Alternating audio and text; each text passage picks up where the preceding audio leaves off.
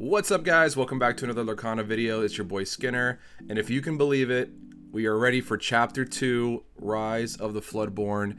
It was just announced this morning officially. That is the name of the next coming chapter. And I know people are still trying to get a hold of the first chapter, which is a little frustrating, or very frustrating actually. November 17th will be the release day for LGSs, and then December 1st will be the official big box release. So this chapter is going to be featuring cards from beloved movies such as The Jungle Book, Snow White, and even Pinocchio. They're even planning to add some of the more niche selections such as The Great Mouse Detective, which I'm incredibly excited about, and Zootopia. So a lot of the cards in this set are going to be Floodborn, since they are like reimaginations of characters that already exist, which I think is a really cool concept because you can literally do anything you want with these characters. We did see quite a few of them in the first chapter, but this chapter is going all out on the Floodborn, as you're going to see in the cards we preview. So let's jump into the cards. I feel like we have a lot to talk about. So up first for our previews is a super rare, and it is the Queen, and she is back, but this time she is Amber, which is really interesting. She is a 5 cost that can be inked, and she is a 4/3 stat line, which may seem a little weak until you read her ability. She shifts in for 2, which is quite a discount from her 5,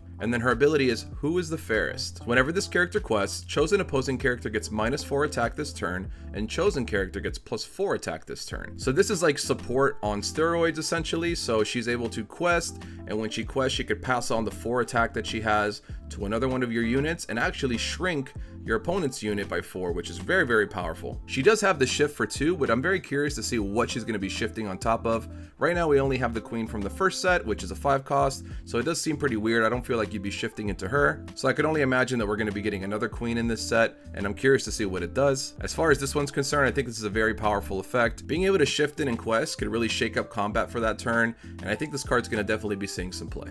Alright, up next we have yet another super rare, and this one is a spicy one. This is Cinderella Stout-Hearted. So this is a 7 cost that can be inked. It is steel. It is a 5/5 stat line. It has shift for 5, so very interesting. And then we have a new effect here called Resist. So this is Resist +2. So damage dealt to this character is reduced by 2, which we're going to get into in a moment.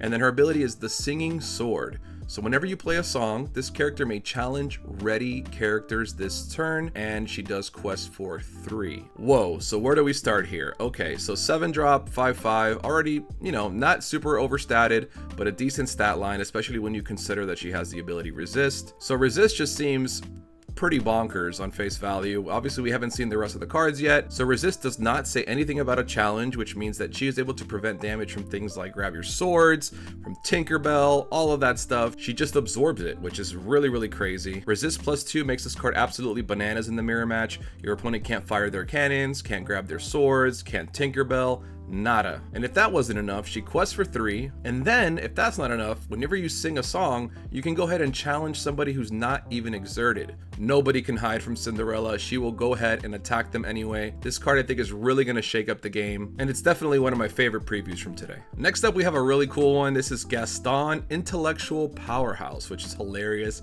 This is a 6 cost that cannot be inked. He is a 4/4 stat line. He can shift for 4, so a lot of cards that can shift. His ability is Developed Brain, which is a callback to developing your brain from the first set. Really cool. So when you play this character, look at the top 3 cards of your deck, put 1 in your hand and the rest of the bottom in any order, and he quests for 3. I think the idea of having a smart Gaston is just hilarious. I like that he has like a game plan on his chalkboard there of how he's going to take down the beast. I think the art is just fantastic for all these cards. But when you play him, he gets to go ahead and draw you a card, but it's not just the top card. He looks at the top 3 of your deck and then grabs a card, which is really, really good because it allows you to dig a little further and find a specific card you're looking for. He can be shifted for 4, which means if you're playing him in like a red-blue deck, you can shift him on top of the 2-drop Gaston, although I do feel like we're probably going to get some different Gastons to shift onto, but that remains to be seen. He also quests for 3, which is no joke, and although he can't be inked, I think if we're able to find a nice home for him to shift on top of, this card could definitely be a real contender. Speaking of real contenders, we have our next card, Belle, Hidden Archer. So this is a 5 cost that cannot be inked. She is a 3/3, so a little understated. She shifts for 3, so in common with the other cards we've reviewed, she does shift, and her ability is Thorny Arrows. So whenever this character is challenged, the challenging character's player discards all cards from their hand. This is a legendary. She does quest for 3. Wow, so this is like Flynn Rider's way stronger older sister. This ability is honestly just bananas, being able to discard your whole opponent's hand. If you're not able to deal with the spell in any other way but attacking it, good luck. I do feel like on turn 5 it might be a little easier to attack into it just because your opponent might not have as many cards in their hand, but if you're able to shift her on 3, I do think it's definitely going to be problematic for your opponent. And if your opponent tries to just ignore her, unfortunately she does quest for 3 every turn. This card is definitely going to shake the game up. And then as far as the art is concerned, I think it's super amazing that she has the arrows made out of the roses from Beast. Really cool touch, and overall this card is really awesome. Up next we have my personal favorite card revealed today, and this is Winnie the Pooh Honey Wizard. Guys, how awesome is this artwork? My favorite in the game so far by a long shot. Just absolutely amazing. He is a 5 cost that can be inked. He is a 5/5 stat line, and he does produce 2 lore. Unfortunately, no ability. I feel like this is a perfect opportunity to give us a really cool legendary, but unfortunately he does not have any ability. But that's not going to stop me from collecting a set of these in cold foil, and I absolutely have to have the playmat that they did announce. He's going to be one of the 2 playmats, and the other one seems to be a beast, which is yet to be previewed, and it looks like it's going to be some kind of gargoyle beast, which is really cool, and it does seem like it's going to be the steel color, so looking forward to seeing that once they reveal it. But for now, we have this beautiful artwork, and if anything, I'm happy to just have that. Next up we have Mickey Mouse Friendly Face. He is a 6 cost for Amber that can be inked. He has a 1/6 stat line, and his ability is Glad You're Here. When this character quests, you may pay 3 less for the next character you play this turn, and he quests for 3. So although questing for 3 used to be pretty much an emerald thing, we could definitely see that all inks are getting their share of questers. Discounting characters' cost seems to be an ongoing theme with Amber. We have cards like Lantern in the first set, we have cards like Just in Time, we have a card called Zero to Hero, which we're going to get into in a little bit. So Amber loves to put cards into play for less than they normally cost. I'm interested to see if this 6-drop Mickey Mouse is part of the game plan, but for now we have a really cool super rare, and I'm excited to see what happens. So getting to our only song preview for today, this is Zero to Hero. This is a 2 cost that cannot be inked. It can be sung, obviously. So its ability is count the number of characters you have in play, and you may pay that much less ink for the next character you play this turn. Whoa, where do we start with this? You could slam in something for reduced cost, maybe even free, which seems very powerful. I almost like this card better than Just in Time. It's 1 cheaper, it can be sung, which is a huge difference. And depending how many characters you have on board, it could actually be better than Just in Time. This card has absolutely gorgeous art, and I cannot wait to see what deck this finds a home in. Alright, next up we have Elsa, Gloves Off. So this is an Amethyst 4 cost that can be inked, and she has Challenger +3. This may not seem super exciting on the surface, but honestly she's pretty decent. Her main competition is definitely the 4-drop Jafar, who can attack as a 5/5, but she attacks as a 6/4, which is a little better on the attack, not as good on the defense, but you could also shift from her. It remains to be seen if she's worth playing over the 3-drop, because the 3-drop Elsa is pretty good, but I still think this one may have a place in some decks. Alright, next up we have another Amethyst card, and this is another 4-drop that can be inked. This is Merlin Shapeshifter. He is a 1/5. Battle of Wits is his ability, so whenever one of your other characters is returned to your hand from play, this character gets +1 lore this turn, and he quests for 1. I can't imagine the only way this card works is if you befuddle yourself or if your opponent plays Genie against you.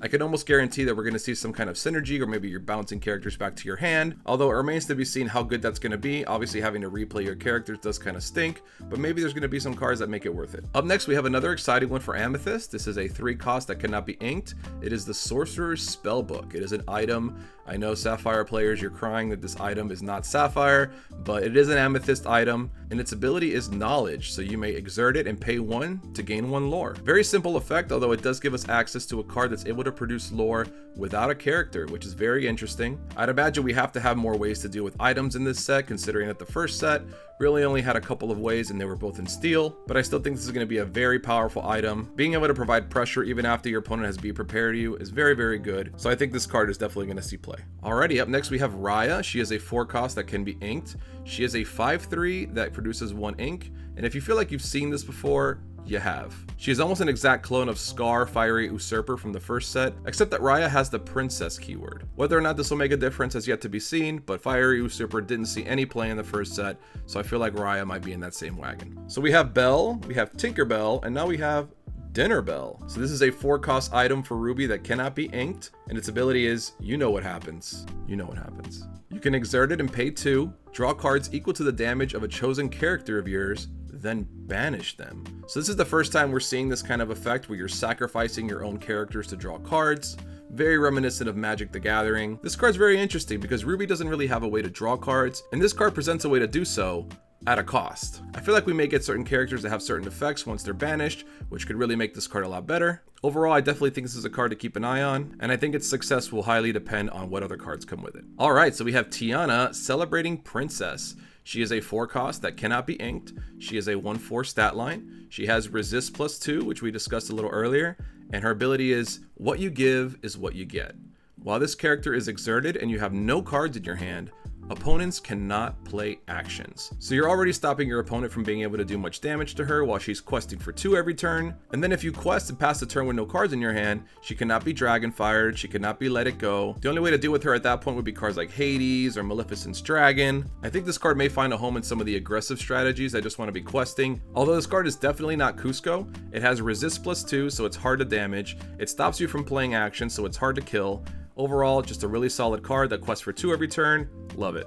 That wraps up all the previews and the new cards, but Ravensburger dropped an additional bomb on us that we will be getting a special gift set in December that is a Disney 100 gift set.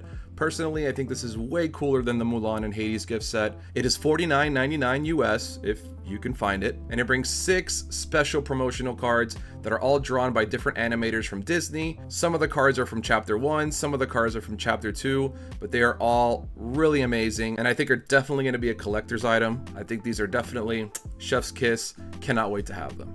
I definitely wasn't expecting to wake up this morning with all this news, and I am overwhelmed with excitement. I cannot believe it's almost here. If you enjoy these kind of previews, definitely like and subscribe to the channel. I plan on bringing you previews every time something gets revealed. And if you want to get in on the conversation, definitely follow me over on Twitter. I'm very active there at First to20. We're always chatting in there, having a good time, so definitely come say hello. I hope you're as excited as I am, and thank you guys so much for watching. I really hope you enjoy, and we'll see you on the next one. Be kind. Peace.